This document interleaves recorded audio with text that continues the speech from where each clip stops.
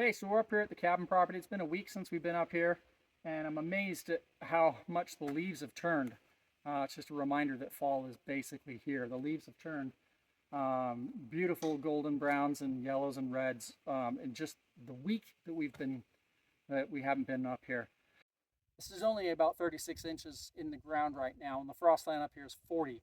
So I need to make sure that I add more dirt around all of these pillars so that I know that I'm getting below that 40-inch frost line. And also, I believe this winter we'll probably wrap the outside and we'll have the flooring on.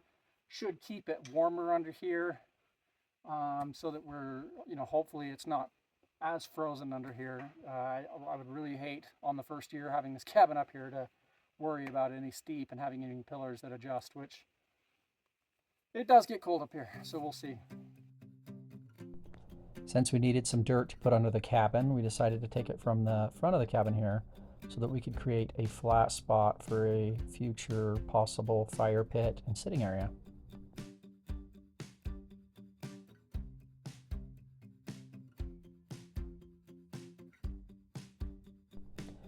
While I was scraping up the dirt, we noticed that there was a nail in the tractor tire and that it had a hole in it.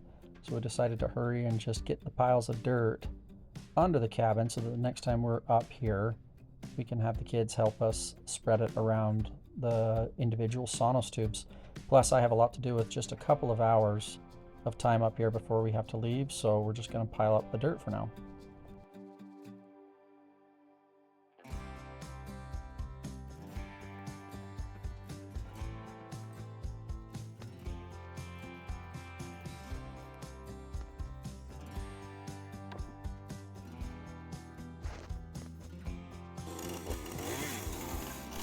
The other three sides of the cabin foundation are already done. This was the last thing we needed to do, is to cut off the beams before we could put the last layer of 2x10 on, and then the joists are 100% complete.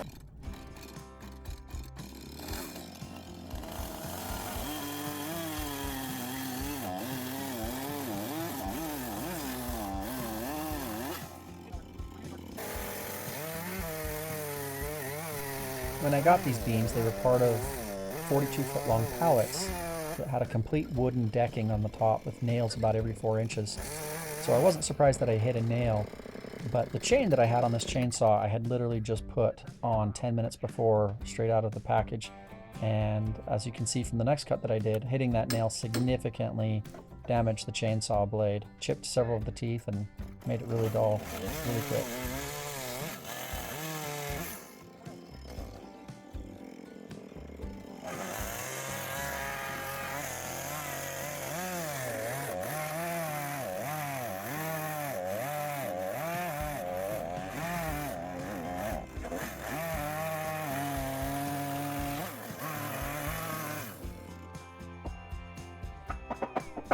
Last time I was up here, I was 2 boards short of being able to finish the joists. So now that I have the 2 boards up here, I can hurry and finish the joists before putting the outside last layer of 2x10 on, and then the foundation is complete.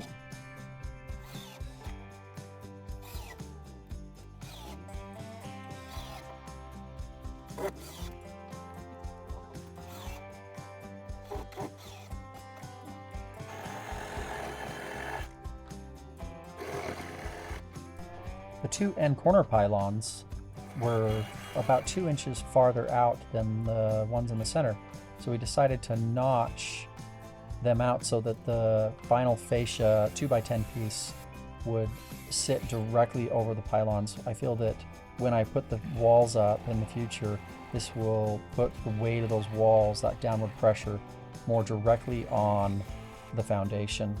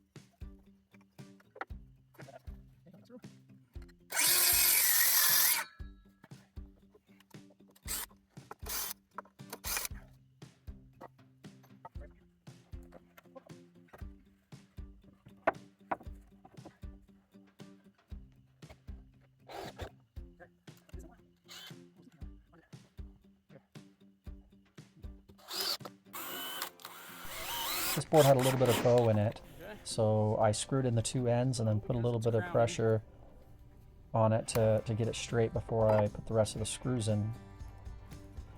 Okay, gives me the leverage I need.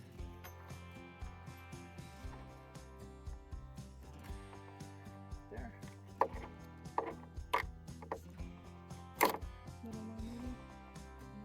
No, not good.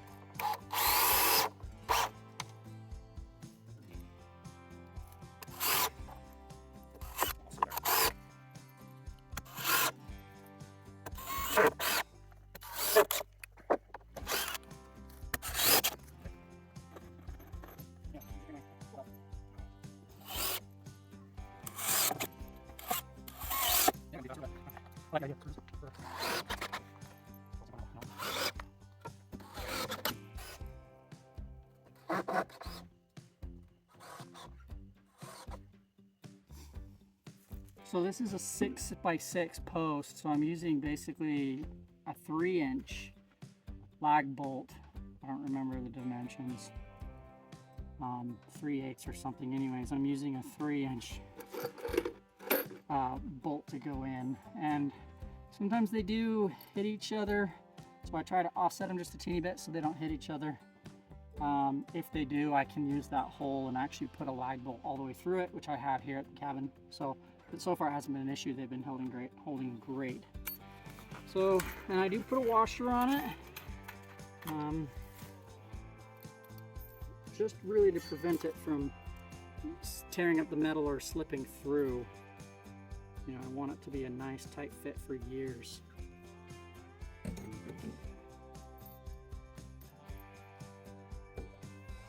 This one started here.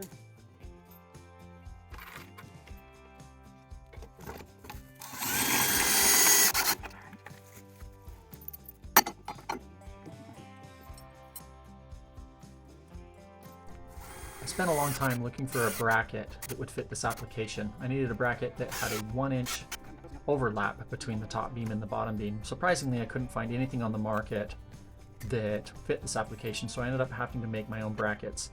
I just bought some L brackets, put them in my table vise clamp, and bent an additional 90-degree bend in it so that it had this Z shape, and it seems to have worked out perfect.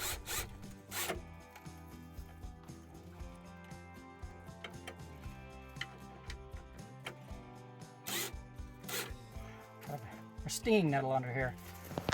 Sometimes when these branches hit my arms, it makes me a little itchy. While I was working on the cabin, I was just like, I honestly could just sleep under here. Yeah. Once I get these braces up, I could almost throw a hammock, like from that beam to this beam, and just hammock under here.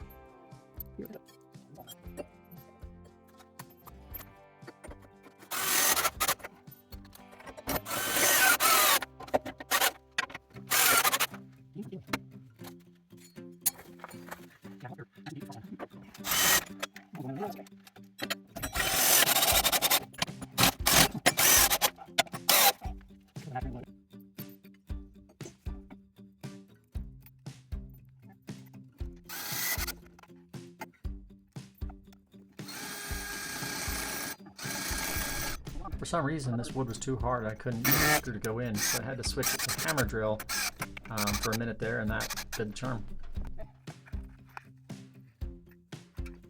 Homemade brackets. I had to make these brackets because there just was nothing. I searched for weeks trying to find a bracket that was designed to fit from a 6-inch to an 8-inch beam. I couldn't find anything. I had to make these guys myself.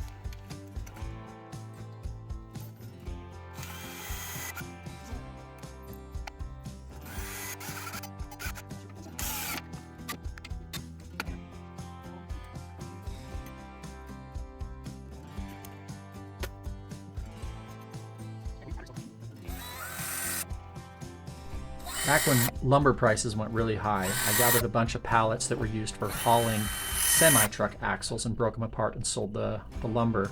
I had a couple hundred of these 4x4 posts left, so they worked perfect for the cross-member supports in the base of this cabin.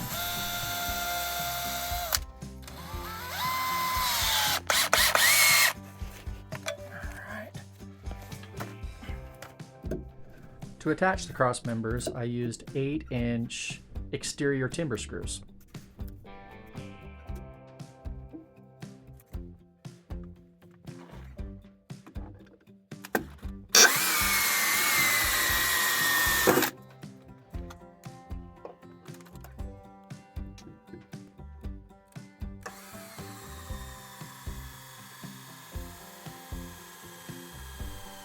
This drill likes to remind me from time to time how much torque it has. Almost got me in the nose.